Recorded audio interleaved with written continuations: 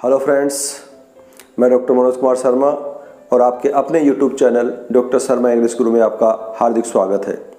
Tense की series में आज हम पास्ट कंटिन्यूअस टेंस का अध्ययन करेंगे कि पास्ट कंटिन्यूअस टेंस क्या होता है, इसकी पहचान कैसे की जाती है, इसके वाक्यों का हिंदी टू इंग्लिश ट्रांसलेशन कैसे किया जाता है।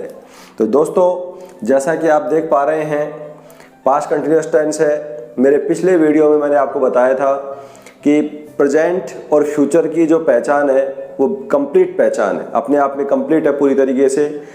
प्रेजेंट टेंस जब भी होता है जब वाक्य के अंत में है, हैं, हूँ, हो, इन चार वर्ड्स में से कोई एक वर्ड लिखा हुआ होता है।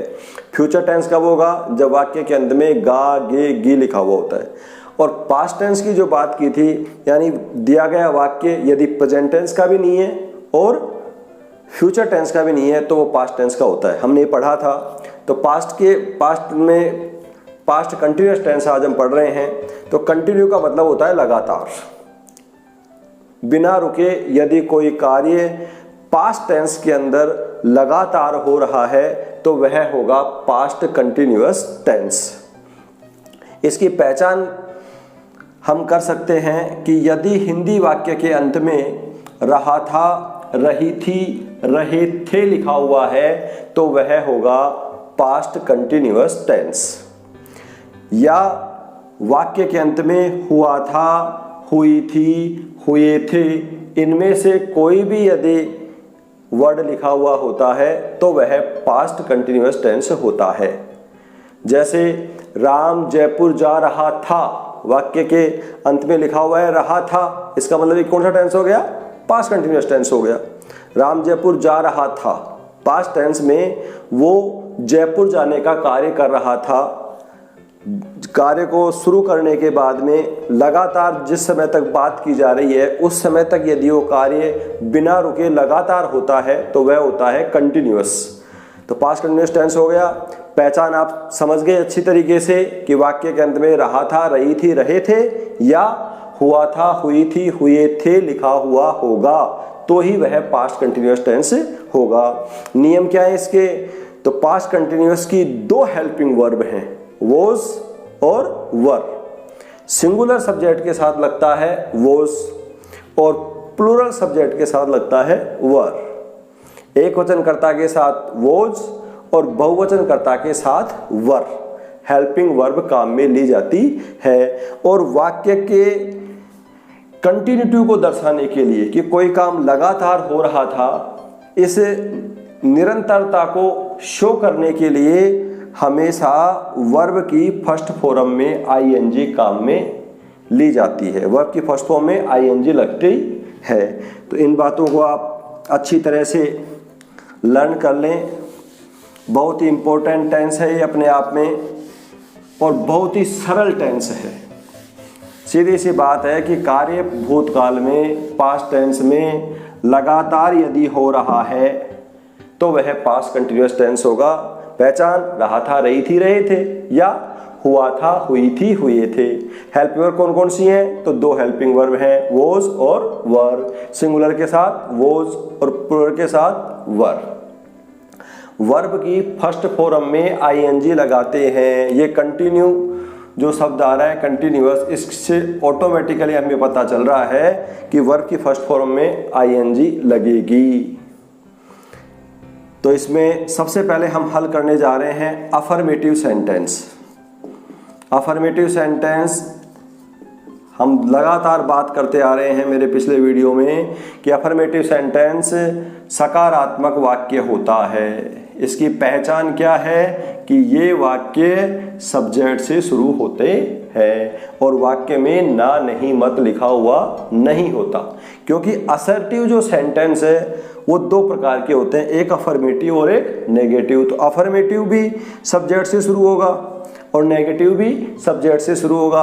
अंतर क्या है? नेगेटिव में हिंदी वाक्य में ना, नहीं, मत लिखा हुआ होगा और अफर्मेटिव में ना, नहीं, मत लिखा हुआ नहीं होता। ये तो इसका सूत्र हम शुरू से काम में लेते आ रहे हैं। क्या हो जाएगा? Subject plus helping verb plus verb plus object. उदाहरण के द्वारा इसे समझने की कोशिश करते हैं। जैसे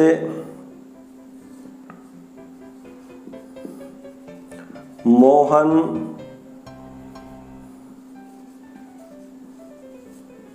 जयपुर जा रहा था। मोहन जयपुर जा रहा था, वाक्य के लास्ट में रहा था लिखा हुआ आ गया, इसका मतलब पास्ट कंटिन्यूअस टेंस है। किससे शुरू हो रहा है? सब्जेक्ट से शुरू हो रहा है, और वाक्य के बीच में ना नहीं मत लिखा हुआ नहीं है, इसका मतलब ये अफर्मेटिव सेंटेंस है।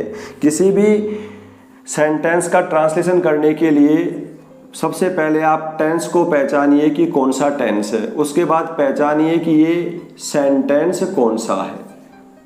तो टेंस हो गया, पास्ट कंटिन्यूअस टेंस हो गया, रहा था रही थी लिखा होने से, सब्जेक्ट से शुरू है, इस कारण ये अफर्मेटिव सेंटेंस हो गया।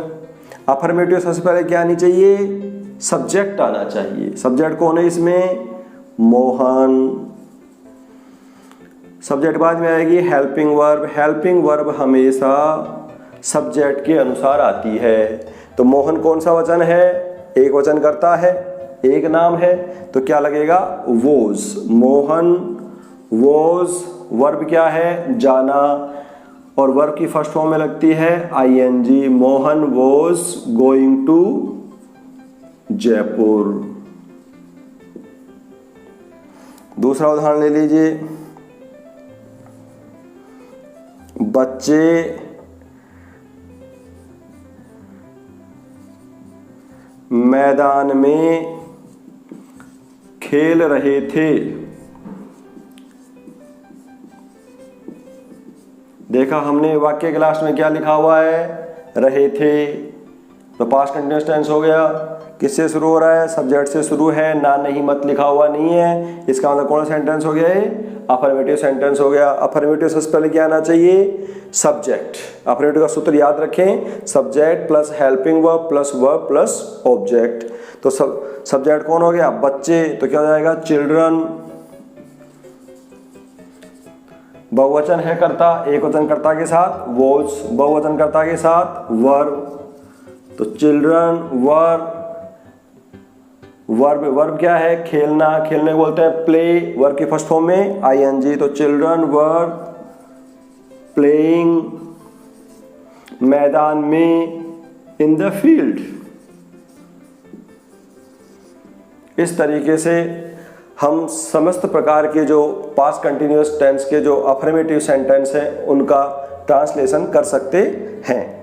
इसमें नेक्स्ट लेते हैं नेगेटिव सेंटेंस। नेगेटिव सेंटेंस किससे शुरू होता है? सब्जेक्ट से। तो नेगेटिव को देखिए आप, नेगेटिव का मतलब नकारात्मक वाक्य। नकारात्मक वाक्य ऐसे वाक्य जिन वाक्यों के अंत बीच में ना, नहीं या मत लिखा हुआ होता है, और किससे शुरू होना चाहिए वो वाक्य? सब्जेक्ट से। तो इसका फॉर्मूला क्या है बताइए? फॉर्मूला क्या हो जाएगा इसका? सब्जेक्ट से शुरू होता है, तो सबसे पहले subject plus helping verb plus not plus verb plus object. ध्यान है, हमें टेंस के हिसाब से बनाने की जरूरत नहीं है। क्यों नहीं है? क्योंकि हमें पता है पास्ट कंटिन्यूअस क्या लिखा कौन कौन सी है? वाज और वर।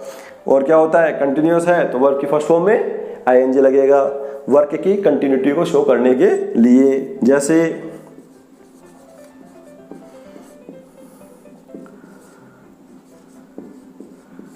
मैं पानी नहीं पी रहा था। मैं पानी नेगेटिव है तो मैं पानी नहीं पी रहा था। वाक्य के अंत में रहा था रही थी लिखा हुआ हो गया। It means it is present continuous tense. किससे शुरू हो रहा है? सब्जेक्ट से शुरू हो रहा है, और वाक्य के बीच में नहीं लिखा हुआ है, इसका मतलब नेगेटिव सेंटेंस हो गया। सबसे पहले क्या आएगा? सब्जेक्ट। सब्जेक्ट कौन है? मैं को बोलते हैं आई। आई के साथ क्या लगेगा? वोस। आई वॉज, फिर नॉट, पी रहा था, पीने को बोलते हैं ड्रिंक, तो ड्रिंक की वर्ब फर्स्ट फॉर्म में I N G, drinking, I was drinking, I was not drinking water, मैं पानी नहीं पी रहा था। तो दोस्तों हमने इसमें चर्चा की थी कि सिंगुलर सब्जेक्ट के साथ तो लगता है वॉज और प्लुरल सब्जेक्ट के साथ लगता है वर्ब, लेकिन यहाँ पर जो आई सब्जेक्ट है, आई को बहुवचन मानते हुए सभी जगह पर हम बहुवचन वाली हेल्पिंग वर्ब लगाते आए हैं, लेकिन पास्ट कंटिन्यूअस टेंस के अंदर यदि सब्जेक्ट आई है और उस वाक्य से कार्य की सर्टेनिटी शो हो रही है, हमें पक्का पता चल रहा है कि ये काम हो रहा था, हम सर्टेन हैं, हम निश्चित हैं कि यह वाक्य निश्चित रूप से हो ही रहा था, ऐसी स्थिति में हम हमेशा आई के साथ वॉज का प्रयोग करते हैं। और जिस वाक्य में या जिस कार्य में हमें ऐसा महसूस होता है कि ये कार्य हो रहा था या नहीं हो रहा था, हम जिसके बारे में सर्टेन नहीं है, वहां पर तो आई के साथ वर्ब लगाते हैं, अन्यथा आई के साथ वोज हेल्पिंग वर्ब ही काम में ली जाती है। जबकि इसको बहुवचन का कर्ता मानते हुए समस्त प्रकार के जो टेंस हमने पढ़े आई के साथ बहुवचन की सहायक क्रिया लगाते आए हैं, लेकिन पास्ट कंटिन्यूअस टेंस में यदि कार्य की सर्टेनिटी शो हो रही है, एक्टिविटी की सर्टेनिटी शो हो रही है, तो वहां पर आई के साथ वोज हेल्पिंग वर्ब का ही प्रयोग किया जाता है। सीता कपड़े नहीं धो रही थी, सीता कपड़े नहीं धो रही थी, वाक्य के लास्ट में रहा था रही थी लिखा हुआ आ गया, रही थी लिखा हुआ है, पास्ट कंटिन्यूअस टेंस हो गया, किससे शुरू है, सब्जेक्ट से शुरू है, और वाक्य के बीच में नहीं लिखा हुआ हो गया तो नेगेटिव हो गया। तो सबसे पहले आएगा सब्जेक्ट, सब्जेक्ट कौन है, सीता, सीता एक वचन है या बहुवचन, ही सी इट, और कोई भी एक नाम एक वचन होता है, तो सीता एक नाम है, इसलिए क्या लग जाएगा, सीता एक वचन के साथ वॉज, हेल्पिंग वर्ब के बाद में क्या लगेगा, नोट, सीता वॉज नोट, धोना, धोने बोलते हैं वॉश, वर्ब की फर्स्ट फॉर्म में आईएनजी, तो सीता वाज नोट वॉशिंग कपड़े क्लोथ्स,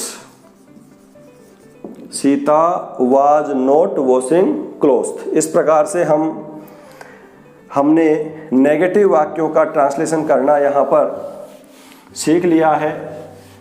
इसमें बस कोई खास बात नहीं है, केवल ये ध्यान रखना है हमें सिंगुलर के साथ वॉज लगता है, प्लुरल के साथ वर लगता है, और वर्ब की फर्स्ट फॉर्म में आईएनजी लगाते हैं। सूत्र वही है हमारे जो हम पहले से पढ़ते आ रहे हैं।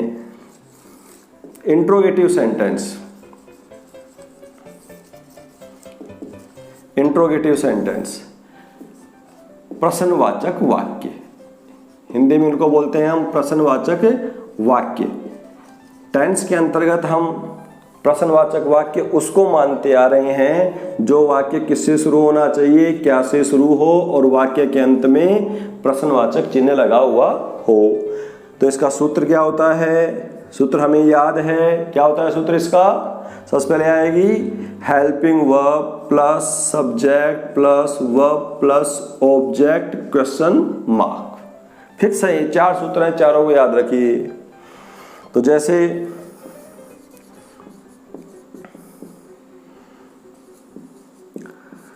क्या टीचर अंग्रेजी पढ़ा रहा था लिखा हुआ आ गया, पास्ट कंटिन्यूअस टेंस हो गया। वाक्य के लास्ट में साइन ऑफ इंट्रोगेशन लगा हुआ है, प्रश्नवाचक चिन्ह लगा हुआ है, इसका मतलब ये इंट्रोगेटिव सेंटेंस है। और टेंस के अंतर्गत इंट्रोगेटिव सेंटेंस कौन सा होना चाहिए, वही होगा जो शुरू किससे होगा, क्या से। तो इंट्रोगेटिव सेंटेंस हो गया, ये सबसे पहले आनी चाहिए हेल्पिंग वर्ब। हेल्पिंग वर्ब किसके अनुसार आएगी, सब्जेक्ट के अनुसार। सब्जेक्ट कौन है, टीचर एक है, सिंगुलर है तो सिंगुलर के साथ क्या लग जाएगा, वोज। तो यहां हो गया वोज टीचर पढ़ा रहा था, पढ़ाने को बोलते हैं टीच, और वर्ब फर्स्ट फॉर्म में लग गया आईएनजी। तो teacher was teacher teaching English. क्या अध्यापक अंग्रेजी पढ़ा रहा था, तो वॉज टीचर टीचिंग इंग्लिश।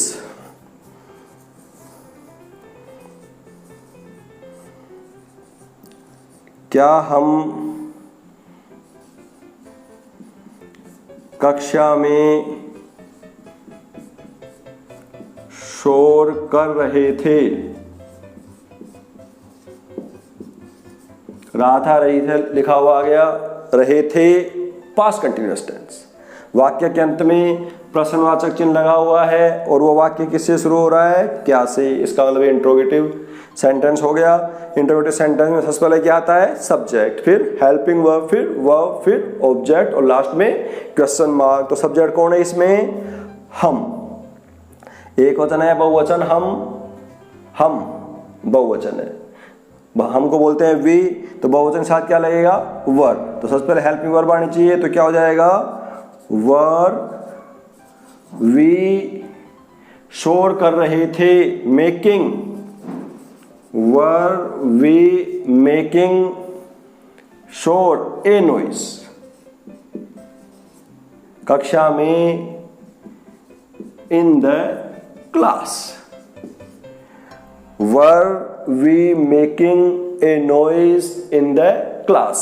इस प्रकार से आप पास्ट इंडेफिनेट के समस्त प्रकार के इंट्रोगेटिव सेंटेंस को हिंदी टू इंग्लिश ट्रांसलेट कर सकते हैं।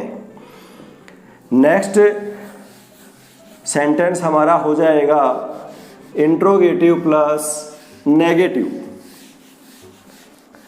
ऐसा वाक्य जिसके लास्ट में प्रश्नवाचक चिन्ह लिखा हुआ आएगा, इंट्रोगेटिव प्लस नेगेटिव, मतलब लास्ट में प्रश्नवाचक चिन्ह आएगा। इंट्रोगेटिव है तो किससे शुरू हो गया, क्या से शुरू होगा, और बीच में उसमें कहीं पर भी ना, नहीं या मत लिखा हुआ होगा। क्या भी लिखा हुआ होगा और बीच में ना, नहीं, मत में से भी कोई एक वर्ड आएगा, तो वह हो गया इंट्रोगेटिव प्लस नेगेटिव। तो इसका सूत्र क्या होता है, इसका फॉर्मूला क्या हो जाएगा, फॉर्मूला हमें याद है, क्या है इसका formula, helping verb plus subject plus not plus verb plus object question mark. 4 सूत्र हैं, चारों को याद रखिए। अफर्मेटिव का सूत्र क्या है, तो याद रहना चाहिए आपको, you should learn subject plus helping verb plus object. Negative का subject plus helping verb plus not plus verb plus object. Interrogative का helping verb, interrogative sentence helping verb से शुरू होता है, तो helping verb plus subject plus verb plus object. और interrogative plus negative, interrogative include है इसमें, तो किससे शुरू होगा, हेल्पिंग वर्ब से शुरू होगा। तो helping verb plus subject plus not plus verb plus object और लास्ट में question mark, sign of interrogation at the end of the sentence. जैसे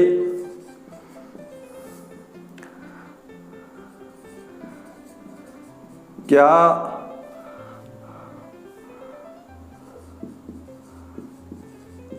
राकेश गाना नहीं गा रहा था। वाक्य के लास्ट में रहा था लिखा हुआ आ गया, पास्ट कंटिन्यूअस टेंस हो गया। रहा था, रही थी, रहे थे, या हुआ था, हुई थी, हुए थे, अंत में लिखे हुए हैं तो पास्ट कंटिन्यूअस टेंस है। फिर पहचानो सेंटेंस कौन सा है, तो देखा हमने वाक्य के लास्ट में प्रश्नवाचक चिन्ह लगा हुआ है, इसका इंट्रोगेटिव तो है ये। और इंट्रोगेटिव कौन सा चाहिए, जो क्या से शुरू हो, तो इंट्रोगेटिव तो है। इसमें हमने देखा कि इसमें साथ में नहीं भी लिखा हुआ है, इसका मतलब इंट्रोगेटिव प्लस नेगेटिव सेंटेंस हो गया। तो इसका ट्रांसलेशन करेंगे, सबसे पहले क्या आएगी, helping verb. Helping verb comes according to subject. Subject कौन है? Rakesh. Rakesh is singular subject, किसी भी एक व्यक्ति का नाम, एनी नेम सिंगुलर सब्जेक्ट होता है। तो क्या हो गया? तो क्या कर देंगे इसको? राकेश सिंगुलर है तो कौन सी हेल्पिंग वर्ब लगेगी? सिंगुलर के साथ वॉज। राकेश, वॉज राकेश, फिर not, according to formula not, was Rakesh not verb गा रहा था, सिंग, वर्ब की फर्स्ट फॉर्म में आईएनजी, गा रहा था, कंटिन्यूटी शो करने के लिए वर्ब फर्स्ट फॉर्म में आईएनजी लगा देंगे। तो क्या हो जाएगा? Singing a song, was Rakesh not singing a song. इसी प्रकार जैसे दो नाम देखें हम, एक नाम होता है तो सब कैसा सब्जेक्ट होता है? सिंगुलर। यदि दो नाम हो तो वो कैसा हो जाएगा? प्लूरल सब्जेक्ट हो जाएगा। जैसे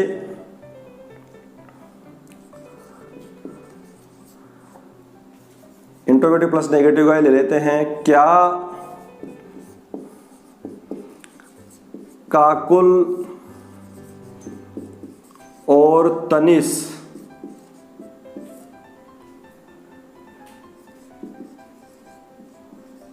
स्कूल नहीं जा रहे थे? रहे थे लिखा हुआ आ गया, पास्ट कंटिन्यूअस टेंस, लास्ट में क्वेश्चन मार्क है, क्या से शुरू है, इसका मतलब इंट्रोगेटिव है। बीच में नहीं भी लिखा हुआ है, मतलब इंट्रोगेटिव तो है ही और नेगेटिव भी है, इंट्रोगेटिव प्लस नेगेटिव। तो इंट्रोगेटिव प्लस नेगेटिव में सबसे पहले क्या आती है? Helping verb. हेल्पिंग वर्ब क्या हो जाएगी?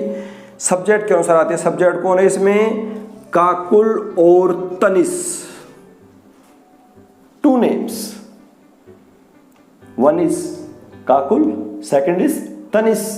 तो दो नाम होने से क्या हो गया? प्लूरल सब्जेक्ट हो गया। प्लूरल सब्जेक्ट होने के कारण हेल्प वर्ब क्या आ गई यहां पे? वर्ब। फिर subject Kakul and Tanish, verb Kakul and Tanish. फिर हेल्पिंग वर्ब नोट, वर्ब गो, गो में आईएनजी, गोइंग टू स्कूल। क्या काकुल और तनिष स्कूल नहीं जा रहे थे? तो ट्रांसलेशन क्या हो जाएगा? Were Kakul and Tanish not going to school. एक नए प्रकार का सेंटेंस आपके सामने है। क्या वे कमरे में नहीं बैठे थे? प्रश्नवाचक चिन्ह है, क्या से शुरू है, इसका मतलब इंट्रोगेटिव है, नहीं भी लिखा हुआ है तो इंट्रोगेटिव प्लस नेगेटिव है। अब टेंस कौन सा है? थे देखा हमने, थे लिखा हुआ है तो पास्ट टेंस है, कंफर्म। क्या वे कमरे में नहीं बैठे थे? बैठे थे मतलब बैठे हुए थे, हुए थे का सेंसेस के अंदर आ रहा है। तो जहां पर हुआ था, हुई थी, हुए थे लिखे हुए आ रहे हैं तो डायरेक्टली वो पास्ट कंटिन्यूअस टेंस हो गया। अगर ये शब्द नहीं लिखे हुए हैं तो वी हैव टू जज द सेंटेंस। हमें सेंटेंस को जज करना पड़ेगा कि इसमें कौन सा वर्ड आना चाहिए। हमें थोड़ा सोचना पड़ेगा, थोड़ा रुकना पड़ेगा और विचार करना पड़ेगा कि ये टेंस कौन सा है। तो क्या वे कमरे में नहीं बैठे थे? बैठे थे इट मीन्स बैठे हुए थे। तो हुआ था, हुई थी अर्थ में है, तो क्या हो जाएगा? ट्रांसलेशन क्या हो जाएगा? वर दे, प्लूरल सब्जेक्ट है, were they not sitting in the room. ये ट्रांसलेशन हो गया हमारा, were they not sitting in the room. हमने पास्ट कंटिन्यूअस टेंस अच्छी तरह से सीख लिया है, अच्छी तरह से लर्न कर लिया है। अब उसका अभ्यास के लिए हम यहाँ पर 4 वाक्य हैं, इन्हें इंग्लिश में ट्रांसलेशन करने की कोशिश करते हैं। तो देखिए दोस्तों, हमारा पहला वाक्य है, आप इसे देख पा रहे हैं, रमेश अकेला सो रहा था। वाक्य के अंत में रहा था, रही थी लिखा हुआ आ गया। पास्ट कंटिन्यूअस टेंस हो गया। रमेश सब्जेक्ट से शुरू है, वाक्य में ना नहीं मत लिखा हुआ नहीं है, इसका मतलब यह है पास्ट कंटिन्यूअस टेंस का अफर्मेटिव है। तो पास्ट कंटिन्यूअस क्या कौन कौन सी है? वाज और वर, एक वचन के साथ वाज, बहुवचन के साथ वर्ब, और वर्ब की फर्स्ट फॉर्म में आईएनजी। तो सबसे पहले आएगा अफर्मेटिव, सबसे पहले क्या आता है? सब्जेक्ट। तो सब्जेक्ट कौन हो जाएगा? रमेश। सिंगुलर है तो क्या लग जाएगा? वोज। रमेश वोज सो रहा था, verb sleeping. Ramesh was sleeping, अकेला, alone. Ramesh was sleeping alone, ये हमारा राइट ट्रांसलेशन हो गया। मेरी माँ चावल नहीं पका रही थी, सबसे पहले टेंस पहचाना, वाक्य के लास्ट में क्या लिखा हुआ है? रही थी, पास्ट कंटिन्यूअस टेंस हो गया। सब्जेक्ट से शुरू है और नहीं भी लिखा हुआ है, तो कौन सा हो गया? नेगेटिव। नेगेटिव में सबसे पहले आना चाहिए सब्जेक्ट। सब्जेक्ट कौन है? मेरी माँ, माई मदर। तो माई मदर नेगेटिव सेंटेंस है। सब्जेक्ट के बाद में आएगा helping verb. Helping verb my mother singular, तो सिंगुलर के साथ आएगा was. My mother was negative है, तो हेल्पिंग वर्ब के बाद में not. My mother was not पका रही थी, कुकिंग चावल, rice. My mother was not cooking rice. क्या पिताजी उस समय आराम कर रहे थे? वाक्य के अंत में रहे थे, past continuous, sign of interrogation at the end of the sentence. Start with क्या? इंट्रोगेटिव सेंटेंस हो गया। इंट्रोगेटिव सेंटेंस में सबसे पहले आनी चाहिए हेल्पिंग वर्ब। हेल्पिंग वर्ब किसके अनुसार आएगी? सब्जेक्ट के अनुसार। सब्जेक्ट है पिताजी सिंगुलर, तो क्या लग जाएगा? वोज। वॉज, फिर subject father, was father.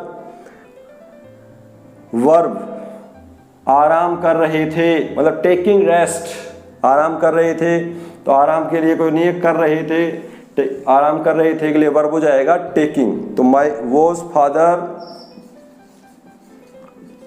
Taking rest उस समय, at that time, at that time.